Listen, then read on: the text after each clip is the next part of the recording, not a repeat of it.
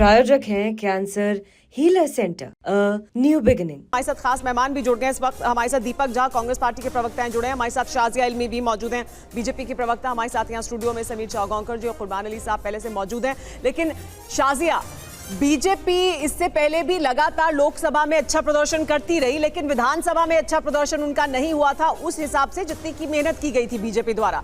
इस बार आप किस बात को क्रेडिट देती हैं? क्या अलग किया बीजेपी की रणनीति में? क्या अलग था कि इस बार इस तरह की सफलता मिली है? देखिए सुमेरा जी, बहुत ही एक बड़ा दिन है आज भाजपा के लिए और उससे बढ़कर दिल्ली वासियों के लिए। और दिल्ली वालों ने बाकायदा एक नई पार्टी को, एक नई उम्मीद को जगह सिर्फ ना दी थी अपने दिलों में, बल्कि सर आंखों पे चढ़ाकर बिठाया था इस उम्मीद के साथ कि दिल्ली की तस्वीर बदलेगी। ठीक वैसे ही जैसे दुष्यंत कुमार जी की कविता है और जो अरविंद केजरीवाल चीख चीख कर गाते थे और सुनाते थे कि सिर्फ हंगामा खड़ा करना मेरा मकसद नहीं, मेरी कोशिश है ये तस्वीर बदलनी चाहिए।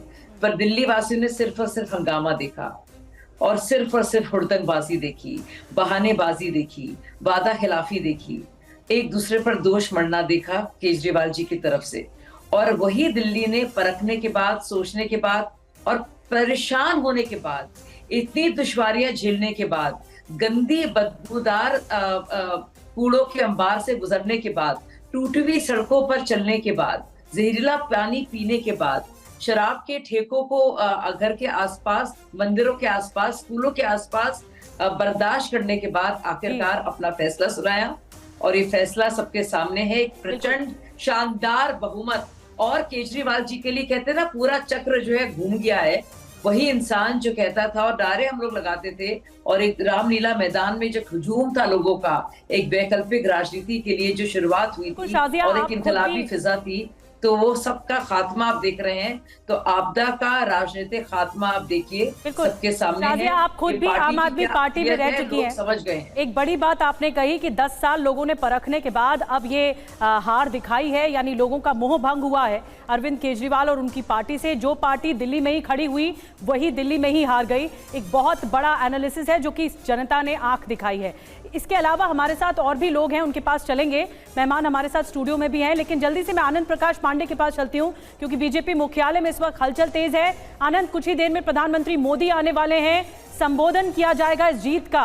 क्या खास बात रहेगी? क्योंकि 6 गुना 2020 से 2025 में 6 गुना ज्यादा सीटें आ गई हैं बीजेपी की।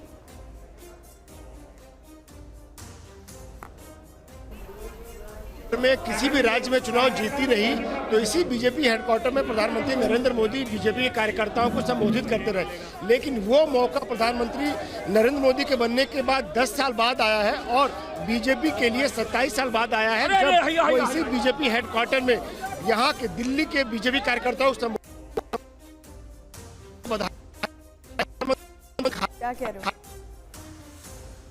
बीजेपी क्यों दिल्ली में देश की राजधानी, पूरे देश में सरकार है, साउथ के कुछ राज्यों को छोड़ देते हो, लेकिन दिल्ली को फतह अभी तक नहीं कर पाए जब से प्रधानमंत्री बने।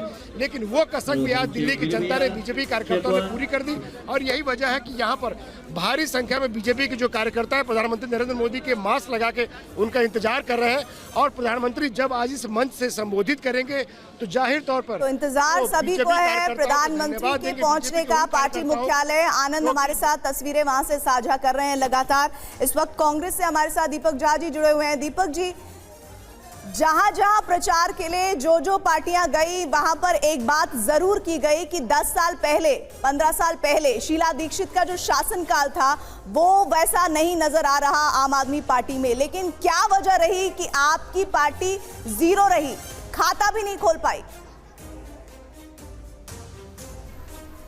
देखिए, सबसे पहले तो आज लोकतंत्र में भाजपा की जीत हुई है और भाजपा के मित्रों को, भाजपा के साथियों को बधाई देना चाहता हूं। बात है कि जनता किस तरीके से अपने हक के लिए खड़ी हो जाती है, सड़क पे आ जाती है। जिस आम आदमी पार्टी ने झूठ का एक प्रचार तंत्र खड़ा किया था 10 सालों पहले और आरोप लगाए थे भ्रष्टाचार को लेके।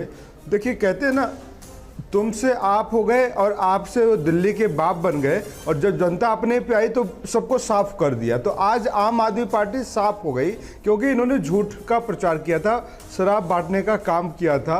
अब बात आती है कि कांग्रेस के ऊपर इन्होंने आरोप लगाए थे, तो अभी हमारी लड़ाई जारी है। अभी दिल्ली को हमने एक भ्रष्टाचार, एक बेईमान, एक शराब बेचने वाले मुख्यमंत्री से निजात दिलाया है। अब जुमलोबाजों का नंबर है। जनता ने कहा कि भाई चलो ठीक है, बहुत बार लड़ाई होती थी ना कि दिल्ली में डबल इंजन की सरकार, तो अब दिल्ली की जनता देखेगी कि यमुना साफ होगी कि नहीं होगी। अब दिल्ली की जनता देखेगी कि मोदी जी दिल्ली की हवा की गुणवत्ता को सही कर पाएंगे कि नहीं कर पाएंगे। तो अब ब्लेम गेम करने का मौका नहीं दिया दिल्ली की जनता ने, एक साफ गोई से कि चलो भाई अब मोदी जी के साथ हम चल लेते हैं। ये साफ तरह से पूरा मैंडेट बीजेपी को दिया है दिल्ली की जनता ने, क्योंकि वो देखना चाहते हैं कि जो वादे किए गए हैं उस पे वो खरे उतरेंगे या नहीं उतरेंगे। लेकिन सवाल तो आपसे है ना कि आप अपने आप का जब मंथन कर रहे हैं कांग्रेस पार्टी के प्रदर्शन का, तो तब कांग्रेस पार्टी क्या समझ रही है कि उनकी कहां गलती हुई, वो कहां से सबक लेंगे? वापस आएंगे आपके पास, लेकिन हमारे साथ और भी मेहमान मौजूद हैं।